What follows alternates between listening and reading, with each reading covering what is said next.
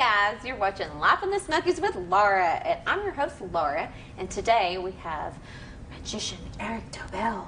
He's going to be doing some awesome stuff on the show today, man. I'm so stoked. I'm pretty excited too. Were you making fun of my eyebrow? Is that what that was? I'm like, I could do that. I'm watching you, and I could do it too. So when did you get started doing what exactly do you do? Well, I am the master mentalist Erik Dobell. I'm in a show called Impossibilities at the Iris Theater in downtown Gatlinburg, Tennessee. Right. And I first became interested in mentalism. Well, I should probably say what mentalism is first. Yeah. Mentalism is a branch of magic, but it deals more with the mind. Okay. Right? So instead of vanishing a coin or sawing a woman in half, a mentalist will do things usually associated with psychic phenomenon. Okay. Right? So I'm not psychic, but it's going to seem that way. Oh, cool. I first became interested in it. I grew up in upstate New York, in a town called Elmira, and down the road was Ithaca, New York. I was at a mall there one day, and there was a guy at a kiosk selling magic kits. Not magic kits, magic tricks, excuse me. So I bought a few things, I went home, and I just completely fell in love with it. Yeah. Yeah. Then I went back a week later, same guy, same kiosk, selling sunglasses. What? Yeah. That's crazy. Oh my gosh. My first magician wasn't a magician. Oh, wow. It was some guy. I would be like, dude, what's going on, man? Oh, he's got to make money. But there you go. I mean, you know. Sunglasses, this was early 2000s. Sunglasses were very popular back then. Right. I don't know if the kids know this, but yeah. Right. Yeah. Agreed. So that's how you got your start. That's how I became interested in it. I hadn't seen magic when I was a kid. I mean, I'd seen it on TV, but magic on TV is kind of, you know, it's cool, but it's not like seeing it live. You really want to see it live. And he was the first person I ever saw in person do a magic trick. Yeah. And that's really what made me fall in love with it. And then from there, I segued into mentalism. Yeah. Okay. Yeah. See, I've never heard of that before. Sure. I've heard of magic, but I've actually never seen magic done before, like in person. Really? You know, like you said, I've seen it done like on TV, a little bit, Yeah. bits and pieces. Like I've seen like the saw the woman in half thing. Yeah. But it's always been so like, wow. We had to come watch the full show. Yeah, I've got to check that out. That sounds so cool. I'm excited about it. So, can you show me a trick while you're here on the show? Sure. I actually thought, you know, because I did one of your programs yesterday, actually, so I want to do something a little different for you. Yeah. This is something I actually do in my show as a warm-up. Okay. Right? A warm-up to kind of get a feel for the audience, but also the person on stage with me. Yeah. It's a game. Yeah. We're going to play a game. Awesome. It's a game you might have played as a child Yeah. if you were, you know, obnoxious, like I was. Yeah. But the idea behind this game is one person hides a small object in their hands, and the other person has to try and guess which hand the object is in. That's so funny because my kids both do that. Your and kids I'm both do I that? fall for it every time. Well, let's see how this goes. Okay. We're going to use a coin. Okay. Okay, so go ahead and take the coin, put it behind your back, mix, both hands out like this. Okay? It's just part of the process. Okay? And before we do this, I do want to make it clear, too, there's no other cameras in the room. I can't see behind your back. Oh, no. To make that clear. And your hands are actually a little further apart. Perfect. Okay. Now, there's a couple of different ways to win this game if any of the kids want to try this at home. And you guys can probably see this on camera, because the easiest way to do this is to look at a person's nose. That's right. If you look at the nose will actually point the direction of whichever hand the coin is in. And she moved her face, but her nose was initially pointing to this hand right here. Go ahead and open it up.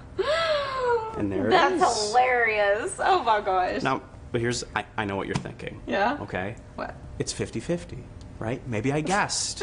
So go ahead and do it again. Take the coin, put it behind your back, mix both hands out like this. That's just how it's done. This is how it's done. A little closer to me, actually. There we go. Perfect. Now, I mentioned the nose earlier. If you look at the nose will point in the direction of whichever hand the coin is in. I know. Except you just moved at that time, so the coin should be in this hand again. Right, is that right? right. There it Probably is, 2 pretty times obvious. in a row. I didn't even think. I'm like, I don't consciously do it, but that's so funny that you say that because it just automatically.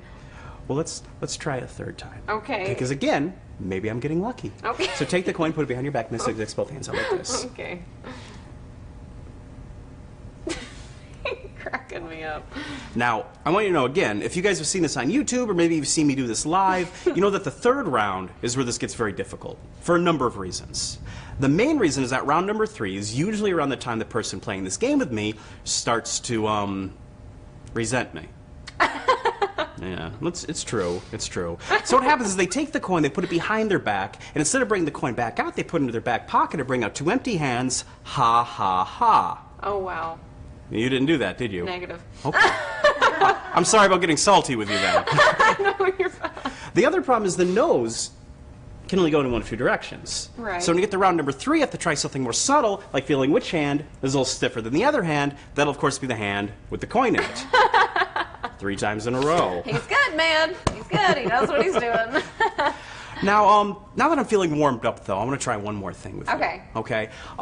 And I had you earlier to save time. Yes. I asked you to think of somebody that was close to you. Yes. Right? And I asked you somebody that's close to you, speak to on a pretty regular basis. Mm-hmm. And I did have you write this down. Yeah.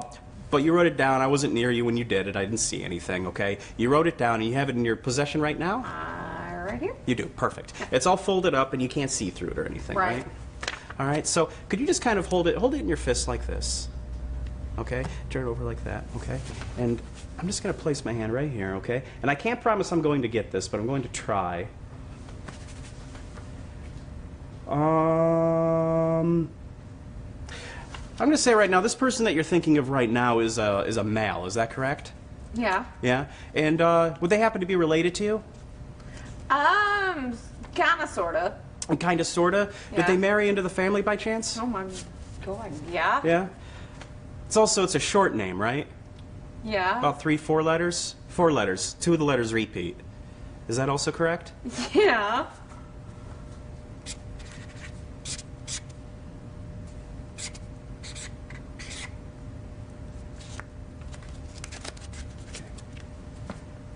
I'm going to give this to you. Don't look yet. Don't look Okay. yet. Because if I'm wrong, then nobody's ever going to see it. Okay. Yeah. Okay. So, you were thinking of a name. This person's name was Bill. Is that a K? It is. Bill K. Yeah. Okay. Bill. And what is the relationship to you? Well, he's my cousin's dad, and he's a really, cousin's really good dad. friend of mine. Okay. Yeah. Bill. Yeah.